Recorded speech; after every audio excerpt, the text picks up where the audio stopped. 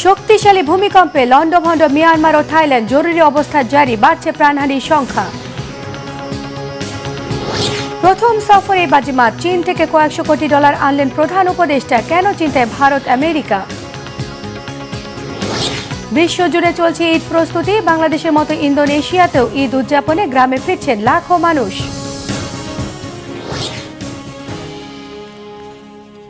আসসালামু আলাইকুম, দেখছিলেন বাংলাভিশন ওয়ার্ল্ড নিউজ হেডলাইন। এবারে বিস্তারিত। শক্তিশালী ভূমিকম্পে লন্ডভন্ড মিয়ানমার ও থাইল্যান্ড, ধসে পড়েছে অসংখ্য বহুতল ভবন। আশঙ্কা করা হচ্ছে দেশ দুটিতে প্রাণহানি হয়েছে শতাধিক মানুষের।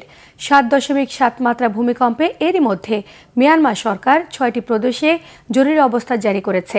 থাইল্যান্ডে নির্মাণাধীন 30 তলা ভবন ধসে নিখোঁজ রয়েছে অনেকেই। পরিস্থিতি মোকাবেলায় মিয়ানমারের জান্তা আন্তর্জাতিক সহযোগিতার জন্য আবেদন করেছে। শহীদ আরাফাতের ডেস্ক রিপোর্ট। ঘড়ির কাঁটায় তখন স্থানীয় সময় বেলা 12:50। এর 1 মিনিট আগেও দেশটির সাধারণ মানুষ কেউ বুঝে উঠতে পারেনি কি ঘটতে যাচ্ছে তাদের ভাগ্যে। 7.7 মাত্রার ভূমিকম্পে মুহূর্তেই ধসে পড়ে দেশটির মান্দালয় সহ বেশ কয়েকটি শহরের ঘরবাড়ি। কয়েক মিনিট পর 6.4 মাত্রার একটি আফটার শক আঘাত হানে। আতঙ্কে শত শত মানুষ রাস্তায় নেমে আসে। শক্তিশালী ভূমিকম্পে ধসে পড়ে মসজিদ, হাসপাতাল সহ নানা স্থাপনা। রাজধানী নেপিদোর সড়কে দেখা দেয় ফাটল। আমি প্রথমে বুঝতেই পারিনি এটি ভূমিকম্প। পরে দেখি টেবিল, চেয়ার এবং কম্পিউটার কাঁপছে। পরে দেয়াল ও গ্লাস কাঁপতে থাকলে আমি দ্রুত বেরিয়ে আসি। ভূমিকম্পের কেন্দ্র মিয়ানমারের মান্দালয় শহর থেকে প্রায় 17.2 কিলোমিটার দূরে। এই শহরে প্রায় 15 লাখ মানুষের বসবাস। শহরটিতে ব্যাপক ক্ষয়ক্ষতি হয়েছে, ধসে পড়েছে সেতু, হতাহত হয়েছে কয়েকশো মানুষ। পরিস্থিতি বিবেচনায় মিয়ানমারের জান্তা সরকার 6টি অঞ্চলে জরুরি অবস্থা ঘোষণা করেছে। চলছে উদ্ধার কার্যক্রম। উদ্ধারকর্মীরা পরিস্থিতি অত্যন্ত নাজুক বলে জানিয়েছে। আন্তর্জাতিক সাহায্যের জন্য আবেদন করেছে জান্তা সরকার।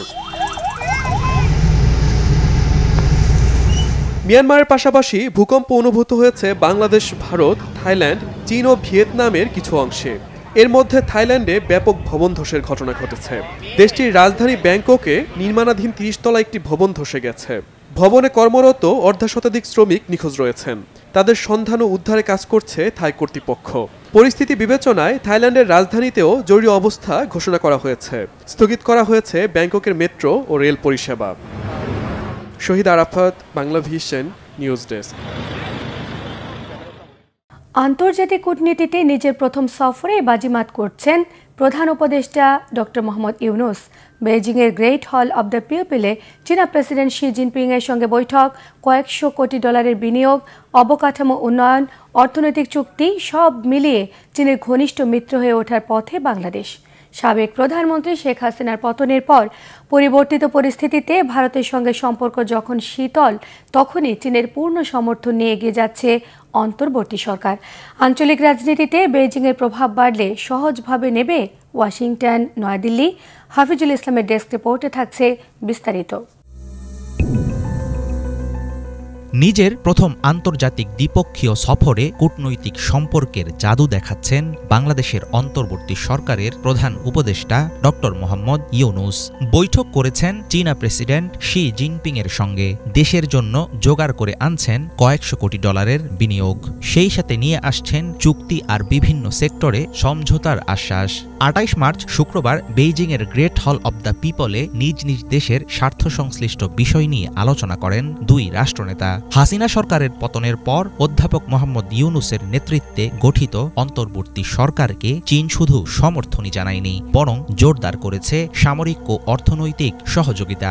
দিল্লির প্রভাব বলয় এড়িয়ে চীনের সাথে ক্রমবর্ধমান সম্পর্ক ভারত ও আমেরিকার জন্য হতে পারে উদ্বেগের কারণ। সীমান্তে হত্যাকাণ্ড, পানি বন্টন সংকট এবং ক্ষমতাচ্যুত আওয়ামী লীগ সরকারের অতিরিক্ত ভারত ঘনিষ্ঠ নীতির কারণে তলানিতে ঠেকেছে নয়াদিল্লির সঙ্গে ঢাকার সম্পর্ক। এমন পরিস্থিতিতে প্রধান উপদেষ্টার চীন সফর ভারতকে পরোক্ষ বার্তা দিচ্ছে বলে মনে করেন বিশ্লেষকরা। তাদের ধারণা, সাবেক সরকার যেখানে ব্যর্থ, সেখানে আন্তর্জাতিক মহলের ইতিবাচক মনোভাবকে কাজে লাগাতে পারছেন ডক্টর ইউনুস। এবারের চীন সফরে ঢাকা ও বেইজিংয়ের মধ্যে সই হয়েছে বেশ কিছু চুক্তি ও সমঝোতা স্মারক। অর্থনৈতিক ও প্রযুক্তিগত সহযোগিতা, বিনিয়োগ, বিশেষায়িত অর্থনৈতিক অঞ্চল চালু, তিস্তায় পানি সম্পদ ব্যবস্থাপনা ও ঋণের সুদ হার কমানো, মোংলা বন্দরের আধুনিকায়ন ও সম্প্রসারণ সহ এসেছে নানা বিষয়ে দ্বিপক্ষীয় সম্মতি। আগামী ৩ বছর চীনের বাজারে শুল্ক ও কোটামুক্ত প্রবেশাধিকার দেয়ার ঘোষণাটি বাংলাদেশের রপ্তানি বাণিজ্যের জন্য একটি ইতিবাচক সংকেত। ঢাকা বেইজিং মিত্রতার উল্লেখযোগ্য কার্যক্রম বেল্ট অ্যান্ড রোড ইনিশিয়েটিভ প্রকল্প, এর আওতায় চীনের দেয়া $400 কোটি প্রস্তাব বাস্তবায়িত হলে দেশের অর্থনীতিতে আসবে বড় রকমের পরিবর্তন। স্বাস্থ্য খাতে সহযোগিতার নিদর্শন হিসাবে ঢাকায় আধুনিক হাসপাতাল নির্মাণের পরিকল্পনা করছে চীন। বাংলাদেশি রোগীদের চিকিৎসার জন্য বিশেষভাবে কাজ করতে চায় কুনমিংয়ের 4টি হাসপাতাল। এছাড়াও কৃষি, জ্বালানি, পানি ব্যবস্থাপনা এবং শিল্প উন্নয়নে রয়েছে চীনা বিনিয়োগ বৃদ্ধির সম্ভাবনা। চীনের ঋণ সুবিধা নিলেও পশ্চিমা দেশগুলোর সঙ্গে কৌশলগত ভারসাম্য বজায় রাখার চেষ্টা করছে বাংলাদেশ। বেইজিংয়ের কাছ থেকে একতরফা আর্থিক সুবিধা নেয়াই শেষ কথা নয়, বরং বাংলাদেশকে একটি নিরপেক্ষ ভূরাজনৈতিক শক্তি হিসাবে প্রতিষ্ঠা করা ড ইউনূসের এবারের চীন সফরের অন্যতম লক্ষ্য। বিশ্লেষকরা মনে করেন, অন্তর্বর্তী সরকারকে সতর্ক থাকতে হবে যেন বাংলাদেশের অর্থনীতিতে বজায় থাকে যুক্তরাষ্ট্র ও ইউরোপের বিনিয়োগ প্রবাহ। সেটা করা গেলে অর্থনৈতিক উন্নয়নের পাশাপাশি কৌশলগত দৃষ্টিকোণ থেকে শক্তিশালী হয়ে উঠবে দেশের অবস্থান। অন্তর্বর্তী সরকার ক্ষমতা গ্রহণের পর 2024 সালের অক্টোবরে বাংলাদেশে আসে 2টি চীনা যুদ্ধজাহাজ। এদিকে দক্ষিণ এশিয়ায় চীনের প্রভাব ঠেকাতে ভারতকে শক্তিশালী মিত্র হিসাবে দাঁড় করাতে আগ্রহী আমেরিকা। ভারতীয় কূটনীতিকদের ধারণা, বাংলাদেশ যদি চীনের সঙ্গে প্রতিরক্ষা ও অবকাঠামোতে গভীর সম্পর্ক গড়ে তোলে তাহলে আঞ্চলিক ক্ষমতার ভারসাম্যে আসতে পারে গুরুত্বপূর্ণ পরিবর্তন। ঢাকা বেইজিংয়ের ক্রমবর্ধমান ঘনিষ্ঠতা কি বাংলাদেশের অবস্থানকে আরও শক্তিশালী করবে নাকি সৃষ্টি করবে নতুন আঞ্চলিক উত্তেজনা, সেটাই হবে দেখার বিষয়। হাফিজুল ইসলাম, বাংলাভিশন। যুদ্ধবিরতি শেষে টানা 11 দিনের মতো গাজায় হামলা চালিয়ে যাচ্ছে ইসরায়েল। গত 24 ঘণ্টায় ইসরায়েলি আগ্রাসনে প্রাণ হারিয়েছে অন্তত 50 ফিলিস্তিনি। ভোররাত থেকে গাজা শহরের জেইতুনে একের পর এক হামলা চালায় ইসরায়েলি সেনারা। এ হামলায় প্রাণ হারিয়েছে একই পরিবারের 3 জন সদস্য, আহত হয়েছে আরও বেশ কজন। গাজা নগরীর একটি আবাসিক বাড়িতে ইসরায়েলি F-16 যুদ্ধবিমানের বোমা হামলায় 6 জন নিহত, অনেকে গুরুতর আহত। আহতদের তৎক্ষণাৎ হাসপাতালে নিয়ে যাওয়া হয়েছে। এছাড়াও দক্ষিণ গাজা রাফাহ, পূর্বে আশ-শাউকা শহরে ফিলিস্তিনিদের ওপর ইসরায়েলের ড্রোন হামলায় কমপক্ষে 2 জন নিহত, 1 জন আহত হয়েছে। দক্ষিণ গাজার খান ইউনিসের পূর্বে বানি সুহেলা শহরে একটি ভবনে ইসরায়েলি বাহিনী গোলা বর্ষণের পর আহত হয়েছে আরও বেশ কজন। এদিকে জাতিসংঘের ফিলিস্তিনি শরণার্থী সংস্থা জানিয়েছে 3 সপ্তাহেরও বেশি সময় ধরে কোনো সাহায্য গাজা ভূখণ্ডে প্রবেশ করতে পারেনি। এ পরিস্থিতিতে গাজায় হাজার হাজার ফিলিস্তিনি তীব্র ক্ষুধা এবং অপুষ্টির মুখোমুখি হতে যাচ্ছে। 1 বছরেরও বেশি সময় ধরে চলা এই যুদ্ধে নিহত হয়েছে অন্তত 1,13,900 ফিলিস্তিনি, যার মধ্যে 17,000 শিশু। গাজায় চলমান ইসরায়েলি তাণ্ডবের প্রতিবাদ করায় এবার গ্রেফতার হলেন তুরস্ক থেকে যুক্তরাষ্ট্রে পড়তে আসা মুসলিম নারী রুমিসা ওস্তর্গ। রুমিসা ওস্তর্গ যুক্তরাষ্ট্রের টাফটস ইউনিভার্সিটির PhD শিক্ষার্থী। ইতোমধ্যে বাতিল করা হয়েছে তার ভিসা। এ ঘটনার প্রতিবাদে ফুঁসে উঠেছেন যুক্তরাষ্ট্রের বিভিন্ন শ্রেণী পেশার মানুষ। বিস্তারিত মীর ফজলে রাব্বির ডেস্ক রিপোর্টে। বন্ধুদের সাথে ইফতার করতে বাসা থেকে বের হয়েছিলেন যুক্তরাষ্ট্রে পড়তে আসা মুসলিম নারী রুমিসা ওস্তর্গ। হঠাৎই তাকে ঘিরে ধরে বেশ কয়েকজন লোক। প্রত্যেকে ছিলেন সাধারণ পোশাক পরিহিত। আশপাশ থেকে আসেন আরও কয়েকজন। সিসিটিভি ফুটেজে দেখা যায় একজন তার হিজাব খোলারও চেষ্টা করেন। এক পর্যায়ে রুমিসাকে হাত পেছনে নিয়ে পরানো হয় হ্যান্ডকাফ। এরপর তাকে তোলা হয় গাড়িতে। পরে জানানো হয় হোমল্যান্ড সিকিউরিটি বিভাগের কর্মকর্তারা রুমিসাকে গ্রেফতার করেছেন। যুক্তরাষ্ট্রের ম্যাসাচুসেটস অঙ্গরাজ্যের সামারভিল এলাকায় ঘটনাটি ঘটেছে গত মঙ্গলবার। আটক হওয়া রুমিসা ওস্তর্গ তুরস্ক থেকে আসা টাফটস ইউনিভার্সিটির PhD শিক্ষার্থী। ইতোমধ্যে বাতিল করা হয়েছে রুমিসার ভিসা। গাজায় চলমান ইসরায়েলি তাণ্ডবের প্রতিবাদে ফিলিস্তিনিদের পক্ষে সোচ্চার হওয়ার কারণে তার বিরুদ্ধে এমন শাস্তিমূলক পদক্ষেপ। 2024 সালের মার্চ মাসে অস্তুর্ক একটি সংবাদপত্রের উপসম্পাদকীয় রচনা করেন, যেখানে তিনি গাজা সংঘাত ইস্যুতে ফিলিস্তিনিদের পক্ষে বিভিন্ন দাবি তুলে ধরেন। মনোবিজ্ঞানের ছাত্রী অস্তুর্ক 2018 সাল থেকে মার্কিন যুক্তরাষ্ট্রে পড়াশোনা করছেন। তার ডক্টরেট সম্পন্ন করার জন্য প্রায় 10 মাস সময় বাকি ছিল। এই ঘটনার প্রতিবাদে ফুঁসে উঠেছেন যুক্তরাষ্ট্রের বিভিন্ন শ্রেণী পেশার মানুষ। এরই মাঝে আদালতে পিটিশন দাখিল করা হয়েছে। সাদা পোশাকে শিক্ষার্থীকে তুলে নেওয়ার ঘটনাকে ফ্যাসিস্ট আচরণ বলে আখ্যা দেওয়া হচ্ছে। তাদের দাবি রুমিসার দ্রুত মুক্তি। একটি ভিডিও দেখলাম যেখানে সাদা পোশাকের লোকেরা রুমিসাকে অপহরণ করছে। দৃশ্যটি দেখে আমি খুব ক্ষুব্ধ হয়েছি। আমি তার পরিচিত কেউ নই। শুনেছি সে ইসরায়েলকে ঘৃণা করে। ব্যক্তিগতভাবে আমি ইসরায়েলকে ভালোবাসি, কিন্তু আমি এখানে এসেছি কারণ আমি যুদ্ধ চাই না। এই মেয়েটিকে আমাদের সরকার অপহরণ করেছে। নিঃসন্দেহে এটি নিন্দনীয় একটি কাজ।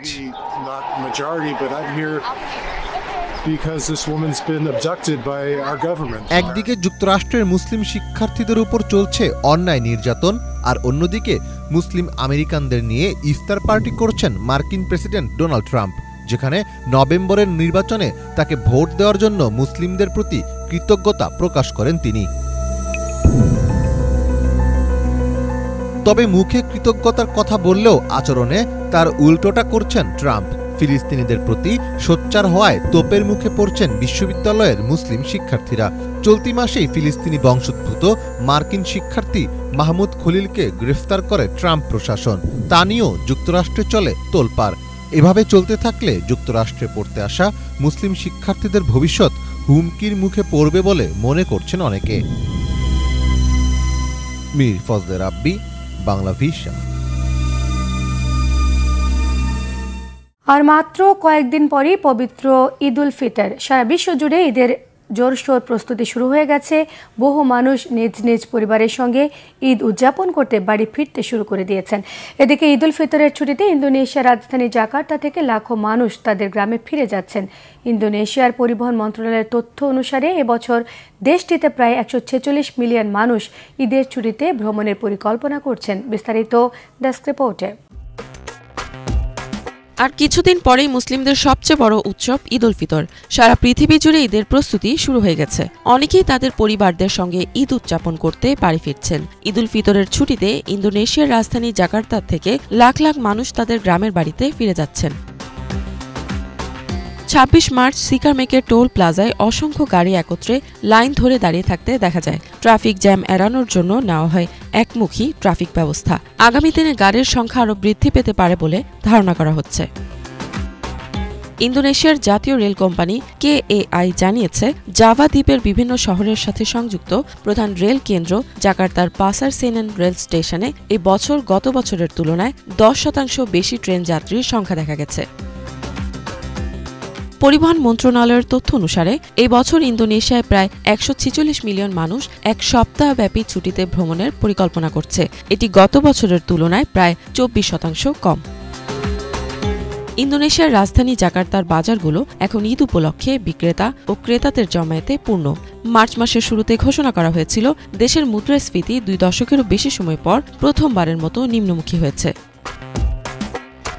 বার্ষিক মুদ্রাস্ফীতির অন্যতম কারণ ছিল বিদ্যুৎ খরচ কমানো। জানুয়ারি ফেব্রুয়ারি মাসে গ্রাহকদের জন্য 50% ছাড় প্রদান করা হয়েছিল।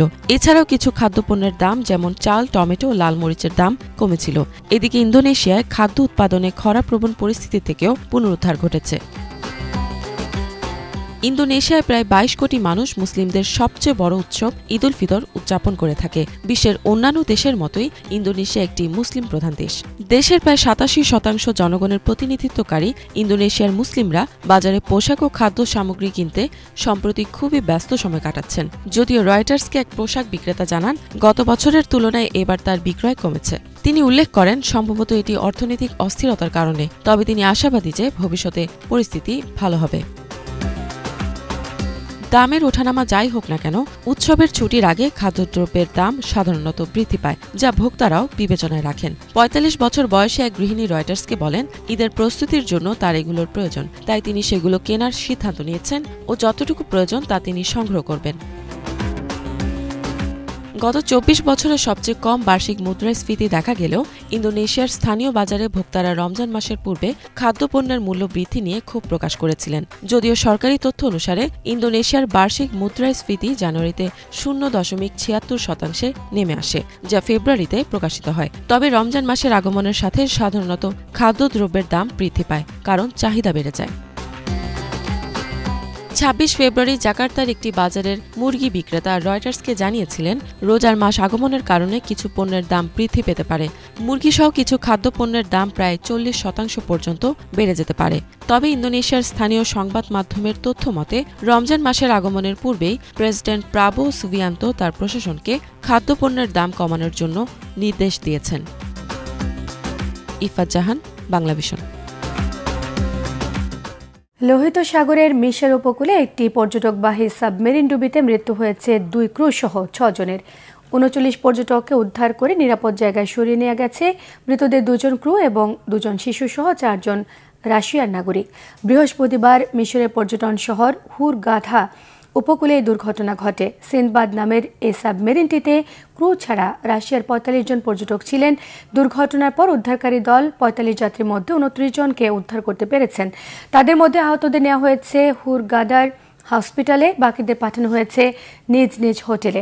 সাবমেরিনটি 25 মিটার গভীরতায় নামতে সক্ষম এবং লোহিত সাগরের দর্শনীয় প্রবাল এবং সামুদ্রিক জীবন দেখার জন্য বড় বড় পোর্ট হল ছিল। সাবমেরিনটি ডুবে যাবার কারণ জানতে তদন্ত চলছে। বিশ্বের দেশে দেশে পবিত্র মাহে রমজান পালিত হয় প্রতিটি অঞ্চলের ঐতিহ্য এবং বাহারি আয়োজনে।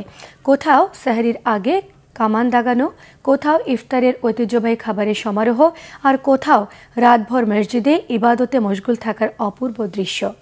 রীতিনীতিতে যত ভিন্নতা থাকুক, এই মাসে ধর্মপ্রাণ মুসলমানদের লক্ষ্য থাকে মহান সৃষ্টিকর্তার অনুগ্রহ অর্জন।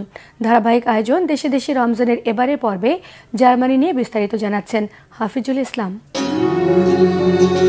মধ্য ইউরোপের শিল্পোন্নত দেশ জার্মানি, ইতিহাসখ্যাত দানিউব ও রাইন পারের দেশটিতে প্রায় 40 লক্ষ মুসলমানের বসবাস। সংখ্যালঘু মুসলিম নাগরিকের এই দেশে পবিত্র মাহে রমজানের আমেজ আমাদের পরিচিত ইসলামী রাষ্ট্রগুলোর চেয়ে ভিন্ন। জার্মান মুসলমানদের বেশিরভাগ তুর্কি কিংবা তুরস্কের বংশোদ্ভূত, বাকিদের অধিকাংশই আরব বিশ্ব অথবা আফ্রিকার দেশগুলো থেকে আসা অভিবাসী। তাই এখানে রমজান পালনে থাকে বৈচিত্র্যের ছোঁয়া। ইউরোপের অন্যান্য দেশের মুসলমানদের মতো সাদামাটা হয়ে থাকে জার্মান মুসলমানদের ইফতার। পবিত্র রমজান মাসে স্থানীয় মসজিদ অথবা মুসলিম কমিউনিটি হলগুলো হয়ে ওঠে জার্মানিতে বসবাসরত মুসলমানদের মিলন মেলা। এখানে খুবই কম মসজিদের সংখ্যা, সেই সাথে রাষ্ট্রীয় নিয়মের কারণে বাইরে শোনা যায় না আজানের শব্দ। আজানের ধ্বনি শুনে ইফতারের সুযোগ এখানে প্রায় নেই বললেই চলে। তুর্কি প্রভাবিত কমিউনিটিগুলোতে ইফতারের সময় রোজা ভাঙতে খেজুরের পরিবর্তে খাওয়া হয় জলপাই, সাথে থাকে নানা রকম জুস আর সুন্নতি ফল, তাজা খেজুর। দস্তরখানে থাকে রমাজান পিদে, রমাজান কিবাবি, পেস্ট্রি, পুডিং, মিষ্টি হালুয়া ও বাকলাভার মতো মুখরোচক খাবার। এখানকার ইফতারে দেখা মেলে বিভিন্ন রকম স্থানীয় খাবার, ডনের কেবাব, প্রেটজেল ও কেহসু স্পেটজেল, কার্টোফেলপাফার, ওয়াইনার শিনজেলের মতো জার্মান খাবারেরও আছে বেশ কদর। ইফতারিতে টার্কিশ জার্মানদের পছন্দ মিষ্টি জাতীয় খাবার কাবাক তাতলিশি। জার্মানিতে রমজান শুরুর কোনো সার্বজনীন তারিখ ঘোষণা হয় না, ফলে কবে থেকে রোজা শুরু করা হবে সেটা নিয়ে থাকে অনিশ্চয়তা। দেশটিতে 15 ঘন্টার বেশি হয়ে থাকে রোজার সময়। জার্মানিতে প্রথম মসজিদ তৈরি হয় 1915 সালে। সাম্প্রতিক বছরগুলোতে দেশটিতে উল্লেখযোগ্য হারে বেড়েছে মুসলমানদের সংখ্যা। অদূর ভবিষ্যতে হয়তো মসজিদের মিনার থেকে ভেসে আসা আজানের শব্দেই ইফতার করতে পারবেন জার্মান মুসলমানরা। হাফিজুল ইসলাম, বাংলাভিশন। বাংলাদেশিদের উদ্যোগে প্রতিদিন সেহরি ইফতারে যুদ্ধ বিধ্বস্ত ফিলিস্তিনের গাজার 2000 অভুক্ত মানুষকে দেয়া হচ্ছে রান্না করা খাবার। আসন্ন ঈদ উল ফিতরকে সামনে রেখে দেয়া হচ্ছে জামা কাপড়ও, যা পৌঁছে দিচ্ছে ঢাকার মোহাম্মদপুরের সামাজিক সংস্থা Hafezi charitable society of Bangladesh. এসব সাহায্য সামগ্রী পেয়ে বাংলাদেশিদের ধন্যবাদ জানিয়েছেন ফিলিস্তিনের নির্যাতিত মানুষেরা। সংস্থাটি বলছে, মানুষের সহযোগিতা পেলে যুদ্ধ পরিস্থিতি পুরোপুরি কেটে ওঠা পর্যন্ত এই সাহায্য কর্মসূচি চালিয়ে যেতে চান তারা। বিস্তারিত কেফায়েত শাকিলের ডেস্ক রিপোর্টে। অভুক্ত গাজায় খাদ্য পৌঁছেছে বাংলাদেশ থেকে। বিরান ধ্বংসস্তূপের বাসিন্দাদের ভাগ্যে জুটেছে সামান্য আহার। তাই বাংলাদেশের প্রতি ফিলিস্তিনের শিশুদের এই শুকরিয়া জ্ঞাপন। চলছে পবিত্র রমজান মাস। সেহরি ইফতারে নানান পদের খাবারে ব্যস্ত মুসলিম বিশ্ব। ঈদ ঘনিয়ে আসায় মার্কেটে মার্কেটে ঘুরে নামি দামি জামা কাপড় কিনছেন মুসলমানরা। অথচ এই সময়ে ভালো খাবার বা ঈদের জামা কেনা তো দূরের কথা, উল্টো নিজের বাসস্থান হারিয়ে খোলা আকাশের নিচে দিনাতিপাত করছেন ফিলিস্তিনের মুসলমানরা। তবে ইসরায়েলি হামলা শুরু থেকে বিশ্বের বিভিন্ন সংস্থার মতো ফিলিস্তিনের এই অভুক্ত মানুষদের পাশে সাধ্যমতো দাঁড়ানোর চেষ্টা করে আসছে বাংলাদেশের কয়েকটি সমাজসেবী সংস্থা। তারই অন্যতম একটি Hafezi charitable society of Bangladesh. সংস্থাটির আয়োজনে প্রতিদিন গাজায় রান্না করা হচ্ছে প্রায় 2000 মানুষের খাবার। সেই খাবার গাজার খান ইউনিস, দেইর আল বালাহ, মাওয়াসি কারারা, উত্তর গাজা সহ বিভিন্ন বিধ্বস্ত এলাকায় পৌঁছে দেন স্বেচ্ছাসেবকরা। ঈদকে কেন্দ্র করে তারা খাদ্যের পাশাপাশি পৌঁছে দিচ্ছেন কিছু পোশাকও, যা পেয়ে আনন্দে আত্মহারা ইসরায়েলি আগ্রাসনের শিকার এই মানুষেরা। শুকরান لمؤسسة حافظة على الطرد الغذائي اللي قدموا لنا اياه في شهر رمضان المبارك. جزاكم الله كل خير، من الجزاء من عند ربنا ومنا الشكر. نشكرهم وجزاهم الله كل خير اللي يا رب ويديمهم علينا ويديمهم على الناس. نشكر مؤسسة حافظي والشعب البنغلاديش انه على الكابونة الحلوة، بارك الله فيهم، الله يعطيهم ويوسع عليهم. شكرا شكرا لهم، ان شاء الله في ميزان حسناتهم، ربنا يبارك في اولادهم وشعبهم وفي كل حاجة فيهم ان شاء الله. শুধু খাবার বা পোশাক দেওয়া নয়, বাংলাদেশের স্বনামধন্য আলেমদের তত্ত্বাবধানে পরিচালিত এই সংস্থাটি গাজায় কাজ করছেন ক্ষতিগ্রস্তদের তাঁবু নির্মাণ সহ বসবাসের পরিবেশ সৃষ্টিতে। পুনর্নির্মাণ করে দিচ্ছেন ক্ষতিগ্রস্ত মসজিদগুলো। গাজাবাসী স্বাভাবিক পরিস্থিতিতে ফেরা পর্যন্ত এই সেবা চালিয়ে যাওয়ার কথাও জানায় Hafezi charitable society of Bangladesh. এখন যুদ্ধ চলছে, গাজার এক একটা জিনিসের দাম আকাশচুম্বী। এরই মাঝে আমরা বিভিন্ন ব্যবসায়িক ট্রেডার্সদের সাথে যোগাযোগের মাধ্যমে আমরা জিনিসপত্র সেখানে মজুত করতেছি এবং সেগুলো মাধ্যমে আমরা ধারাবাহিকভাবে সেখানে কার্যক্রম চালাচ্ছি। আলহামদুলিল্লাহ আমরা সেখানে হুইল চেয়ার বিতরণ, তাঁবু নির্মাণ, আপনার খাদ্য সামগ্রী বিতরণ, ঔষধ বিতরণ, বাচ্চাদের জন্য বেবি ফুড, মহিলাদের জন্য স্যানিটারি আইটেম সহ এই রমজানে টানা 30 দিন আমরা বিভিন্ন ফুড প্যাকেজ, রান্না করা খাবার বিতরণ আমরা গাজার বিভিন্ন শহরে আমরা বিতরণ করেছি। আলহামদুলিল্লাহ আপনারা জেনে খুশি হবে যে বিভিন্ন সেবা সংস্থা শুধু খান ইউনিস কেন্দ্রিক রেফিউজি ক্যাম্পে কাজ করতেছে, কিন্তু হাফিজি চ্যারিটেবল সোসাইটি অব বাংলাদেশে বাংলাদেশ গাজার বিভিন্ন অঞ্চলে তাদের কার্যক্রম, সেবামূলক কার্যক্রম চালিয়ে যাচ্ছে। আলহামদুলিল্লাহ এই রমজানে আমরা সেহরি এবং ইফতার নিয়ে প্রতিদিন আমরা 1500 থেকে 2000 লোককে আমরা অ্যাভারেজ আমরা ইফতার এবং সেহরি করাচ্ছি। সেটা যদি আমরা হিসাব করি তাহলে আনুমানিক দাঁড়ায় 1 মাসে 60 থেকে 70,000 রোজাদারকে আমরা ইফতার এবং সেহরি করাচ্ছি। একদম নিঃসংকোচে আপনারা আমাদের এখানে ডোনেট করতে পারবেন। আমাদের যে প্রতিটি কার্যক্রমের যে বিস্তারিত যে আমাদের রিপোর্টগুলো, যে কত টাকা কি বিষয়ে আমরা খরচ করেছি গাজায়, সেগুলো আমরা কয়েকদিন পর পরে আমরা আমাদের পেজের মধ্যে আপডেট দিই। তাছাড়া যে আমাদের গাজার যে টিম আছেন, টিম লিডার যিনি আছেন, তিনিও কয়েকদিন পর ভিডিও ফুটেজের মাধ্যমে আমরা সেই আপডেটগুলো দিই। আপনারা জেনে খুশি হবেন যে হাফিজি চ্যারিটেবল সোসাইটি অব বাংলাদেশের যে এই যে হিসাব নিকাশ, এগুলো প্রতি বছর শেষে ডিফিসি কর্তৃক অডিট রিপোর্টের মাধ্যমে আমরা সম্পন্ন করি। বর্তমানে গাজাবাসীর জন্য প্রচুর পরিমাণ খাবার, পানি, চিকিৎসা ও তাঁবু প্রয়োজন বলেও জানান উদ্যোক্তারা। যতদিন পর্যন্ত যুদ্ধ চলবে, মানুষের অসহায়ত্ব চলমান থাকবে, তাদের খাবার এবং পানি, চিকিৎসা, আসবাব, আবাসনের জন্য তাঁবু, রমজানের ইফতার বাজার, ঈদ সামগ্রী বিতরণ ইত্যাদি, এগুলো হাফিজি চ্যারিটেবল সোসাইটি অব বাংলাদেশের পরিকল্পনাধীন রয়েছে।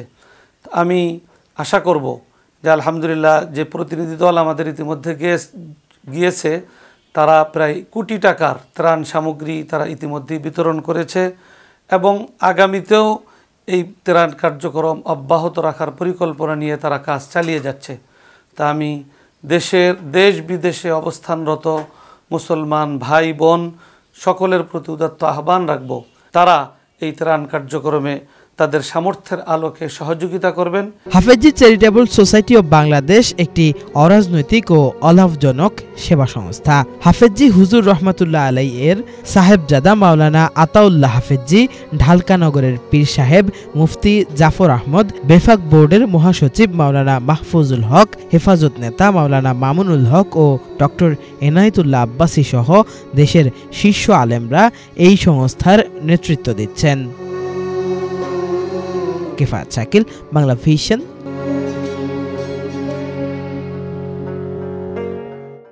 এই ছিল আজকের মতো, সঙ্গে থাকায় সবাইকে ধন্যবাদ।